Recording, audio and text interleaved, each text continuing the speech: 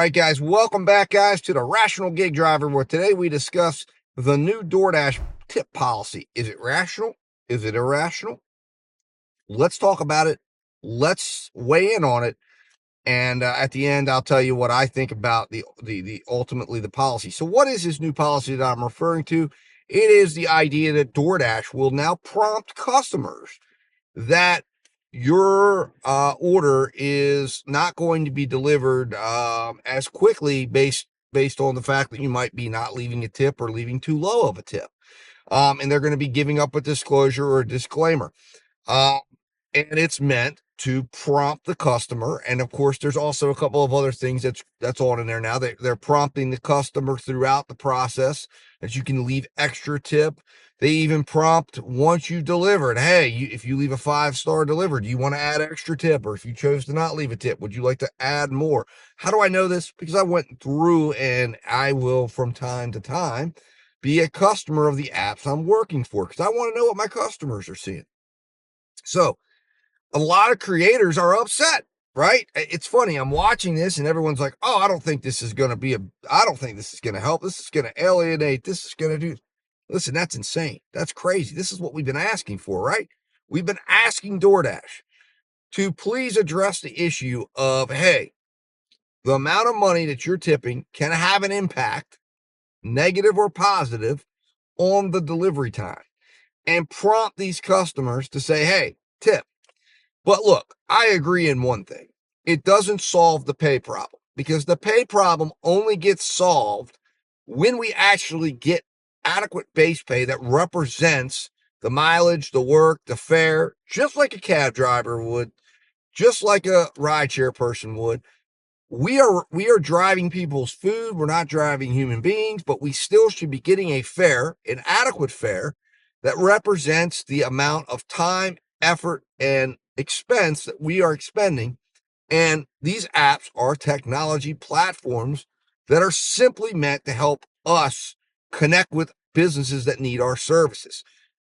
This seems to get lost on everybody, even those that claim they're not employees. And let me tell you, there's quite a few content creators out there that claim they're not employees, and then they turn around and they act like an employee. And what I mean is, they actually make an excuse for why we shouldn't be getting paid an adequate amount of money for what we're doing.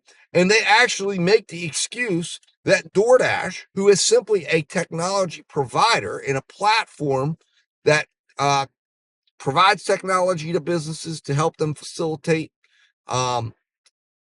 orders, deliveries, that is, and also connects drivers, available drivers, to businesses that have a need for their services, that we say, hey, you know what? We should be handing over all of our revenue to these companies, because, hey, it's their bottom line that matters. We work for, if we don't do that, they're not going to be around. No, that's ridiculous. They're around because there's demand for us. Yes, they are handling the marketing. Yes, they are providing the technology. Yes, they are doing a lot of things that would be expenses for us.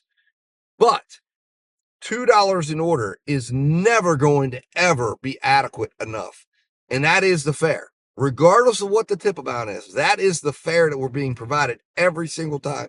$2, $3, and $4. And you will never convince me that truly represents enough. Now, the tip comes in, and that's optional. And that's always been my problem with this. Now, DoorDash is doing its part in a sense, because it got this technique from Uber, because Uber prompts its customers. Now, it does a little bit more. It will actually prompt the customer based on the size of the tip, and then it will come back, and there are multiple times it comes back to them, letting them know, hey, would you like to do more? Would you like to get more? Would you like to add more? This driver did this. Your food got to you early. Uber has a little bit of a more advanced system in doing that on the customer side. But DoorDash, this is at least a gesture in the right direction, in the sense that it's letting people know, listen, these drivers are getting very little pay, and we're not going to pay them more. All the fees, all the things you see on your screen, that's really not going to the driver. That's going to us to provide the technology and the platform. What's going to the driver is the tip. So if you want your food delivered, leave them a nice, fat, and healthy tip. Leave them a 20, 30, 40% tip. We're not going to tell you what that should be, but we're going to tell you zero could cause a problem in getting your order delivered in a timely fashion, because we're going to drop the minimum amount needed to that driver to get that order delivered. So I think they're listening to drivers in a sense to say, hey, we need to do something about it, but they're still not listening to drivers. And my issue out there with the feedback from the content creators is we get a bunch of stuff talking about, well, this is that guy that's going to tip. You're right. All these things are true. And then I hear content creators out there talking about, well, cost. There's a cost. We're going to drive up cost. And if we drive up cost, listen, if they're not tipping, that customer's out of it anyways, right? So who cares if we drive up cost? Who cares if the non-tipper isn't paying for the service? Your position is non-tipper shouldn't get the service in the first place. So what does it matter if they can't afford to pay what a decent amount is to get the order delivered? Because the reality is, if you're saying, hey, this is a $10 order, this customer should tip $8 and there's $2, and that customer says, I can't afford $10, I can afford $5, and you're saying $5's too little, I'll never deliver to that customer for $5. Well, guess what? That customer's out one way or another. Because I'm going to tell you a secret, and this is a secret the apps have tried to hide, and that is this. They do not control what the algorithm does. They have no control over the algorithm. The algorithm works off of data. So the data you put in dictates what you're going to get back out of the algorithm. So if you accept 80-cent a mile orders, you're going to see more of them. If you accept more $2 a mile orders, you're going to see more of them, as long as they exist. Now, as long as other drivers are out there taking 80 cents a mile, well, you're probably going to have a lot less chance of getting your $2 or $3 a mile order that you would like to see. If we all collectively came together and said, we're just going to operate off of a good business sense, we are just going to demand from the algorithm this, we would take over the system, and within 2 to 3 months, start to see the results that DoorDash would have no control over. They cannot control what that algorithm does. We as drivers do. It's why they have the programs. It's why they have so much behavioral focused programs where they're trying to control the behavior of the driver. So, do I think the new tipping program from DoorDash is rational or irrational? I think it's rational to let them know that, yes, if you don't pay the driver enough, that the driver isn't getting.